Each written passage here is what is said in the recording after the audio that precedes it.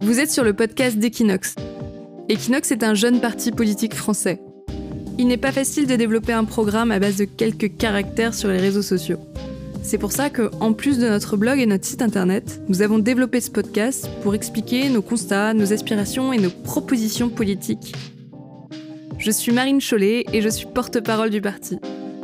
Bienvenue sur le podcast d'Equinox. Deuxième épisode de notre série sur l'agriculture. Gros sujet, celui du revenu agricole. Gros sujet parce que les agriculteurs sont aujourd'hui en train de manifester pour défendre leurs droits. Si je parle principalement des agriculteurs français, qui sont actuellement en train de manifester autour de Marseille, ce sont l'ensemble des agricultures européennes qui sont en colère. Des manifestations ont eu lieu près du Parlement européen avec le concours d'agriculteurs belges et d'agriculteurs allemands. Il faut dire que l'agriculture a été au fondement de notre construction européenne. En 1957, lors de la signature du traité de Rome, le texte fondateur de l'Union européenne, nous nous donnions deux objectifs en matière d'agriculture. 1. Accroître la productivité de l'agriculture française. 2. Assurer un niveau de vie équitable à la population agricole. Si ce premier point a été validé, peut-être un peu trop, le second est encore vraiment en suspens. C'est donc notre premier constat. En 2023, la France comptait environ 500 000 agriculteurs. Mais comment vivent-ils ? Quelles sont leurs réalités du métier ? Déjà, nous parlons d'agriculteurs, mais nous pouvons aussi parler d'éleveurs, de viticulteurs, de paysans. S'ils sont tous agriculteurs, ils ne font pas tous le même métier. Maël, mon maraîcher, est maraîcher sur une petite surface et vend sa production sur le marché de Lyon. Il ne peut pas être considéré de la même façon qu'un céréalier installé sur 300 hectares dans la Beauce. Chacun vit des réalités différentes. Leur production implique des revenus, des investissements différents. Un éleveur, par exemple, aura plus d'investissements à faire qu'un maraîcher pour s'installer.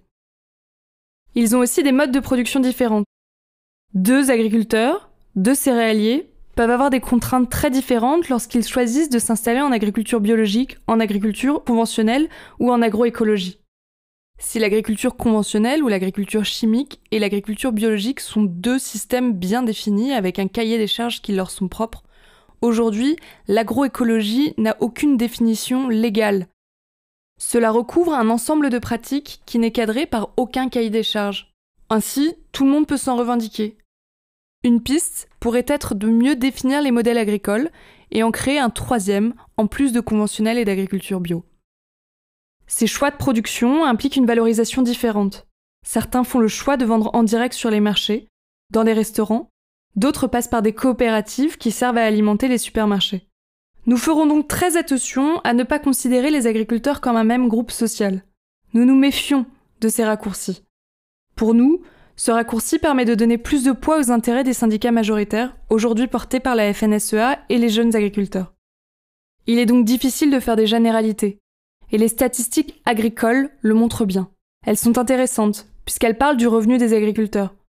On voit que dans la profession, malgré les disparités, la moyenne est inférieure à 1 300 € net mensuels. Et près d'un quart des agriculteurs gagnent moins de 600 € net mensuels. Et pourtant, les statistiques agricoles ne prennent pas en compte entre 10 et 20% des exploitations les plus petites. Il y a donc de fortes inégalités de revenus. Les 10% les plus riches ont un revenu annuel de plus de 150 000 € par an, là où les 10% les plus pauvres gagnent environ 15 000 € par an. Ce revenu n'arrive pas directement dans la poche de l'agriculteur, on lui enlève à cela les impôts sur le revenu et les cotisations sociales. Peut-être est-ce dû au salaire, mais la profession d'agriculteur est aujourd'hui en perdition. Ils se plaignent notamment de leur pouvoir de négociation au sein des filières agricoles. Ce sont les industries, les centrales d'achat et les distributeurs qui produisent la majorité de la valeur ajoutée dans notre modèle agricole. Ce sont elles qui ont la main sur les prix et qui tirent par la concurrence les prix vers le bas. Les agriculteurs font donc partie de ces professions qui ne fixent pas le prix de leur production. C'est quand même surprenant. Les agriculteurs se plaignent aussi d'une concurrence déloyale hors Europe. Les conditions de production des pays qui exportent vers l'Europe, rémunération et production des travailleurs, niveau de spécialisation, normes environnementales, peuvent être plus avantageuses que les conditions européennes et amènent à produire des produits de moindre coût. Pour faire face à cette concurrence, les exploitations n'ont d'autre choix que de s'agrandir et de se spécialiser. La concurrence ne se limite pas hors Union européenne. Elle est aussi visible au sein de l'Union européenne. Les agriculteurs peuvent aller s'approvisionner dans d'autres pays européens pour beaucoup moins cher. Ces deux types de concurrence tirent les prix et les conditions de travail vers le bas. Autre sujet, c'est les problèmes d'accès au capital. Pour travailler et pour produire de la nourriture, l'agriculture a besoin d'un capital de base, des bâtiments, des tracteurs, du foncier, des animaux. Pour acheter ce capital, un agriculteur contracte en moyenne un emprunt de 266 000 €, auquel s'ajoutent près de 200 000 € d'actifs courants. Les stocks, la trésorerie. Ces emprunts colossaux empêchent l'agriculteur de se payer un revenu décent. Au moment du départ à la retraite, la vente de la ferme représente un tel montant qu'il est de plus en plus difficile pour un jeune de la reprendre. La ferme est donc vendue à un voisin qui agrandit sa propre ferme, créant ainsi un cercle vicieux de l'agrandissement. Parler de la réalité des agriculteurs, c'est aussi parler des normes. Elles ont été un peu le bouc émissaire de manifestations les dernières semaines. Il faut dire que les agriculteurs sont obligés de constamment s'adapter aux normes, et cela demande beaucoup de travail administratif. Ils sont donc ainsi comptables, secrétaires de leur propre activité, en plus de devoir faire pousser des légumes. Lorsque l'on parle des normes, on ne parle pas exclusivement des normes environnementales. Mais chez Equinox, on comprend les agriculteurs et leur rejet des normes. C'est un ras-le-bol d'une situation sociale et économique difficile. En revanche, nous ne souscrivons pas au discours commun qui disent que les agriculteurs rejettent les normes environnementales et la protection de l'environnement. C'est la bureaucratie qu'ils rejettent. Enfin, le métier d'agriculteur ne fait plus rêver. Il fait même face à une forme d'agribashing, c'est vrai. Les agriculteurs sont aussi la profession la plus soumise au suicide. C'est donc une activité en souffrance qui ne fait clairement pas rêver. La population est en déclin. La moitié des agriculteurs vont partir à la retraite dans les 10 prochaines années. Le métier est peu attractif. Qui va produire notre alimentation demain ? Voilà pour le constat que nous partageons au sein d'Equinox. Nous avons déjà développé les aspirations d'Equinox lors du premier podcast dédié au système agricole. Plus globalement, Equinox aspire à une agriculture rémunératrice, et rémunératrice au juste prix. Une agriculture et une alimentation qui rémunèrent, ce sont aussi des territoires dynamiques qui ne se dépeuplent pas, puisque la déprise agricole est un vrai enjeu géographique en France. Certains territoires se dépeuplent, ne parviennent plus à garder leurs écoles ouvertes, alors que nous nous entassons dans les grandes villes, où le prix de l'immobilier atteint des sommets. Nous aspirons aussi à une agriculture attractive, avec un modèle agricole résilient et agroécologique. Cela demande plus d'agriculteurs qu'aujourd'hui, donc plus d'emplois autour de l'alimentation et de l'agriculture. Nous souhaitons donc attirer de nouveaux agriculteurs et les fidéliser. Ils sont indispensables pour pouvoir se nourrir demain. Nous sommes convaincus que les métiers de l'agriculture ont du sens, une utilité, et sont à la base de nos économies et nos territoires. Nous souhaitons donc une augmentation de l'emploi agricole sans baisse des revenus. L'agriculture est une activité fragile. Elle est en première ligne du réchauffement climatique et des crises géopolitiques. Chez Equinox, nous croyons dans l'intelligence collective. Nous croyons aussi dans nos agriculteurs. Ce sont les premières sentinelles du climat. Ils sont à la base de toute notre société. Quelle que soit l'agriculture que nous souhaitons, nous devons la construire main dans la main avec nos agriculteurs.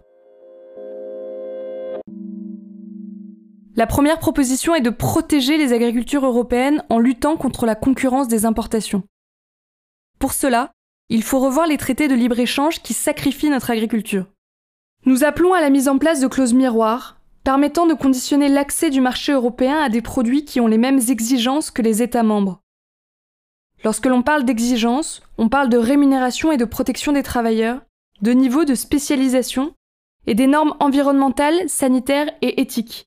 Nous savons que conditionner l'accès au marché européen peut avantager certains pays qui disposent de conditions environnementales qui favorisent le respect des exigences européennes. Effectivement, on ne cultive pas un avocat de la même façon en France, dans le sud de l'Espagne, que l'on pourrait le faire en Mexique, même si l'on respecte les mêmes normes. Nous souhaitons l'augmentation des droits de douane sur les produits importés vers l'Europe. Cela permettrait de ne pas créer une distorsion de concurrence déraisonnée entre les pays exportateurs. Cela revient donc à l'instauration de prix minimum d'importation calés sur les coûts de production des États membres. Aussi, il est nécessaire de renégocier l'ensemble des accords de libre-échange. Ce n'est pas du tout l'orientation qui a été prise par l'Union européenne au cours des dernières années. Notre président et les autres présidents de l'Union européenne se sont félicités de la signature des derniers traités de libre-échange, avec le Canada, avec la Nouvelle-Zélande ou avec l'Amérique latine. Pourtant, ces traités de libre-échange mettent en concurrence les produits européens avec des produits étrangers. et se font au détriment de nos agriculteurs. Notre deuxième proposition, c'est la garantie de prix plancher aux agriculteurs, pour leur assurer un revenu décent et augmenter l'attractivité de la profession. Il existe encore des jeunes assez fous pour se lancer et construire une activité agricole en partant de zéro. Les lycées agricoles et les formations de reconversion agricole font le plein. Pourtant, très peu réussissent à vivre à terme de leur activité. J'ai ici une petite pensée pour mon amie Marie-Lou, qui vient de se lancer dans son activité de maraîchage, et je lui souhaite bien du courage. C'est aussi pour elle, et pour l'ensemble des jeunes qui s'installent, que nous voulons garantir les prix de vente minimum, au-deçà duquel il ne peut être possible d'acheter un produit agricole. Parce qu'aujourd'hui, trop souvent, les agriculteurs vendent leur production à perte. Les prix sont négociés avec les industriels et les distributeurs. Nous souhaitons qu'il soit impossible d'acheter un produit agricole en deçà de son prix de revient. Cela permettrait de rétablir un rapport de force avec l'aval de la filière face aux industriels et aux distributeurs. Ces prix planchers doivent être évalués régulièrement par des experts indépendants. Toutes ces mesures visent à recréer une relation de confiance avec les agriculteurs en leur redonnant la place importante qu'ils doivent avoir dans notre société. La société de demain est bousculée par des enjeux nouveaux, comme celui du réchauffement climatique et d'une nouvelle donne géopolitique. Nous avons besoin de nos agriculteurs. Ils sont le socle de notre société. Ils nous nourrissent, mais ils prennent également soin des écosystèmes. Ils participent aussi à l'entretien des paysages que nous aimons tant. Et peut-être que demain, nous deviendrons tous paysans. C'est une orientation possible. À titre personnel, je n'ai pas fermé cette porte. Et je me rêve toujours au milieu des brebis d'ici quelques années. Merci de nous avoir écoutés. Vous pouvez retrouver Equinox sur l'ensemble de nos réseaux.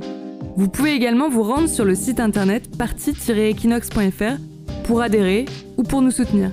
Et puis surtout, vous pouvez partager cet épisode, le liker et l'envoyer à tous vos amis qui pourraient être intéressés. À bientôt!